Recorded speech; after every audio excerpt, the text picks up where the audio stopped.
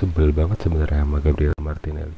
Dia tuh udah 3 4 musim sama Arteta kan, ngeselin sih sebenarnya. Karena sebenarnya masalah Arsenal tuh dari 2 musim terakhir itu sama, tapi karena Arsenal nggak punya goal getter untuk nyelesain tugasnya tak gol.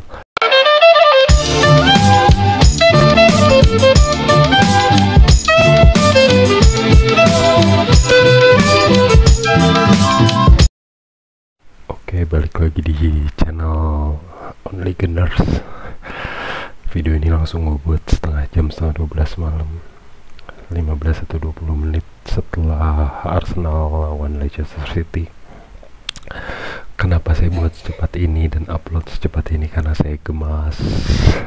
Ini adalah salah satu pertandingan Arsenal yang menggemaskan sih menurut gue, meskipun menang 4-2 ya lawan Leicester di home, tapi ini pertandingan yang menggemaskan buat gue. Oke, jadi kita langsung aja bahas.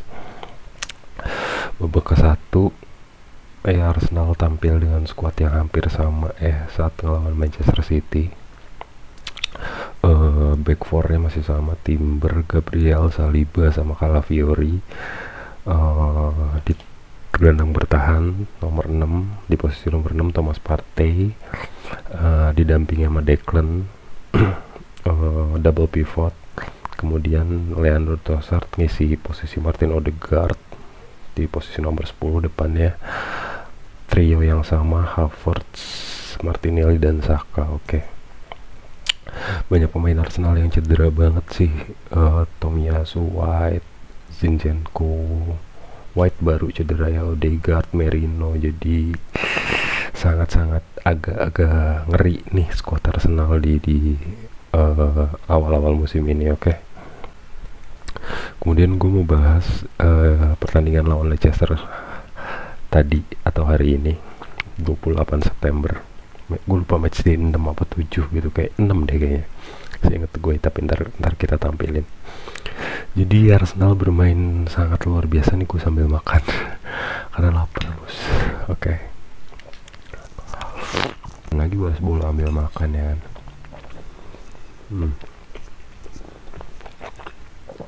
Ada rendang Padang. Jadi di 10-20 menit pertama Arsenal mainnya gila banget.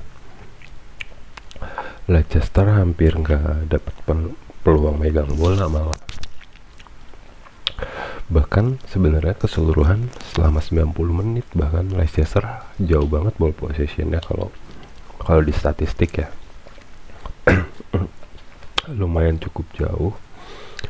Gol pertama Arsenal dibikin sama Gabriel Martinelli, umpan dari Julian Timber kerja sama dulu sama Saka, one touch, teamwork, passing ke tengah, ada Martinelli gol dengan sontekan.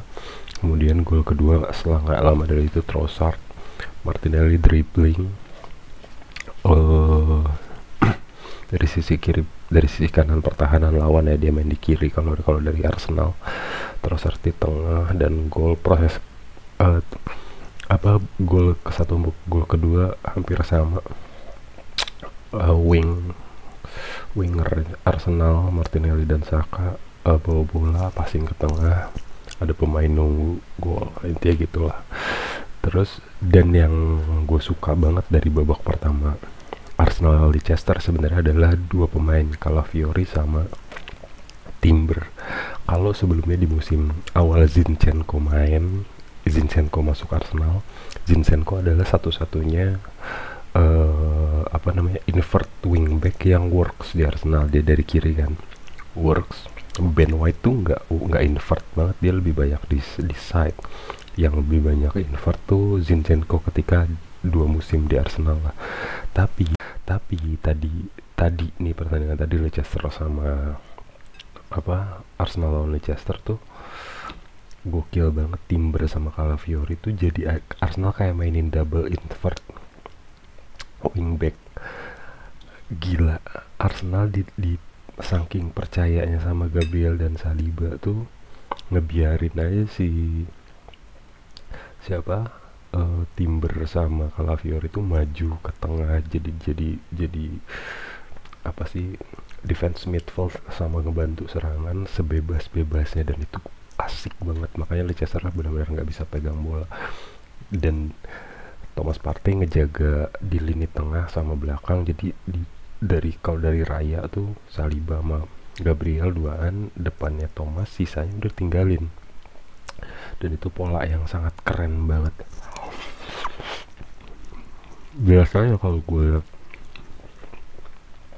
tim yang mainin invert fullback, emang biasanya cuma satu invert fullbacknya, karena resikonya gede kan kalau serangan balik. Kemudian lanjut Calafiori sama Timber, gila banget mainnya. Mereka ngerti banget konsep invert fullback. Jadinya bayangin ada saat ketika Zinchenko apa namanya, dulu waktu di awal di Arsenal, Zinchenko perfectly memainkan peran itu, cuman satu orang, itu Arsenal gila banget, langsung juara 2, langsung finish di posisi 2 kan 2 kali, karena emang peningkatan banget strategi itu. Musim ini tim dengan absennya banyak pemain, Timber dan Calafiori dicoba, dua-duanya main invert fullback dan works banget. Tapi itu babak pertama doang menurut gue, dan itu ternyata sayangnya nggak jadi jaminan Arsenal aman mainnya. Oke, karena terbukti dengan penguasaan bola yang gila, attempts atau percobaan yang gila, pertahanan yang gila. Ternyata di awal babak kedua atau pertengahan babak kedua Arsenal malah kebobolan 2. Jadi skornya sempat 2-2 tuh. 1 lewat gol. Kalau yang gue lihat sih bunuh dirinya Havertz ya, karena ada free kick disundul kena badannya Havertz jadi gol. Didi kalau nggak salah namanya. Gol kedua adalah dari tendangan volley spektakuler James Justin, bek kanannya Leicester, dari sayap kiri, diumpan lambung sama dia, terus di tendangan volley. Dan 2 gol Leicester itu sebenarnya boleh dibilang hoki lah menurut gue. Dan gol pertama hoki, gol kedua works, gol kedua pure teknik maksudnya. Tapi overall pertandingan tuh berjalan sama aja seperti babak pertama. Arsenal pegang bolanya banyak banget, Leicester hampir nggak pegang bola, attempts Arsenal banyak banget. Kenapa gue sebut pertandingan ini menggemaskan banget dan ngeselin sih sebenarnya, karena sebenarnya masalah Arsenal tuh dari 2 musim terakhir itu sama. Arsenal itu nggak punya goal getter yang bisa bikin 15-20 gol dalam satu musim. Ngandelinnya masih kayak Havertz yang sebenarnya posisi aslinya bukan striker. Terus kemudian Gabriel Jesus juga lebih banyak cedera dan belum konsisten ya. Jadi purely ngandelinnya dari Saka atau either Martinelli atau Trossard bikin peluang, entah itu assist atau gol, atau dari pemain-pemain lainnya, dari set piece, apalagi sekarang udah nambah. Tapi tetap Arsenal nggak punya goal getter yang bisa bikin atau maksimalin peluang di depan gawang ketika open play. Oke deh, set piece Arsenal emang bikin banyak gol dari corner berkat Nicolas Jover, terus Gabriel dan Saliba juga oke banget. Cuman itu kan opsi ya, ketika buntu lah, ketika ya nggak setiap pertandingan kan corner atau set piece gitu loh. Harus ada satu pemain Arsenal, striker. Arsenal tuh harus punya satu striker yang emang bisa bikin setiap peluang tuh jadi berbahaya di depan gawang atau konversi jadi gol, seperti Haaland, Alexander Isak. City punya Haaland, Newcastle aja punya Alexander Isak yang bagus. Cole Palmer di Chelsea, walaupun Chelsea buruk overall dalam 2-3 tahun terakhir, tapi Cole Palmer di 2 musim terakhirnya konsisten bikin gol. Liverpool punya Muhammad Salah yang konsisten bikin lebih 15 gol lah minimal dalam satu musim. Arsenal nggak punya sama sekali. Dan itu yang jadi problem ketika permainan nyaris sempurna seperti tadi lawan Leicester. Sebenarnya harusnya Arsenal tuh di babak pertama udah bisa 4-0, 5-0, dan itu udah harusnya selesai di babak pertama. Tapi karena Arsenal nggak punya goal getter untuk nyelesain tugas nyetak gol, jadinya setiap pemain yang punya peluang ngerasa bisa maksimalin peluang, tapi hasilnya malah enggak. Apalagi Martinelli, gue sebel banget sebenarnya sama Gabriel Martinelli. Dia tuh udah 3-4 musim sama Arteta kan, tapi perkembangan dia tuh sebenarnya nggak signifikan amat sebenarnya. Iya signifikan tapi nggak ngaruh banyak gitu loh. Kayak pertandingan tadi babak ke-1 dan kedua banyak banget peluang yang didapat Martinelli yang harusnya dia either oper, dia malah ngulek back pas ke temennya yang di belakangnya dia, atau dia shoot ngaco gitu. Dan Saka oke lah, bukannya Saka, cuman Saka tuh ketika buntu dia akan ngebawa bola sampai ke sudut dan di umpan tarik gitu, dan itu nggak mesti berhasil. Dan tadi tuh salah satu pertandingan yang di pola strategi itu sangat-sangat nggak work sih menurut gue di barisan depannya ya. Oke, Arsenal akhirnya bisa menang 4-2, itu pun berkat gol dari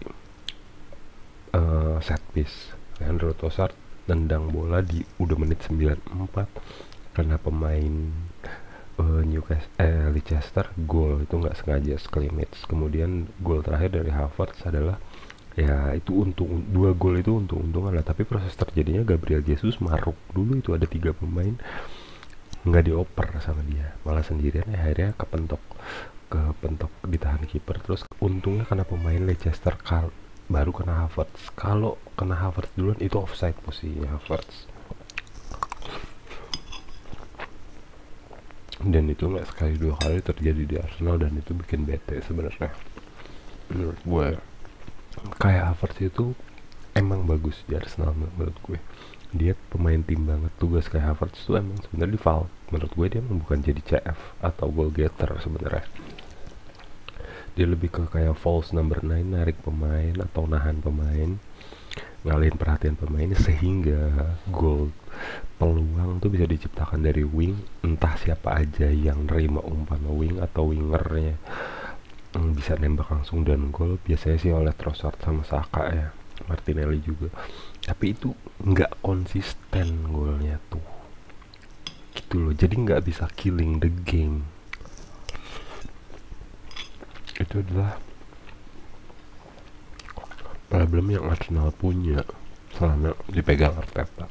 Ternyata udah mau 4 tahun, udah mau 5 tahun di Arsenal, oke.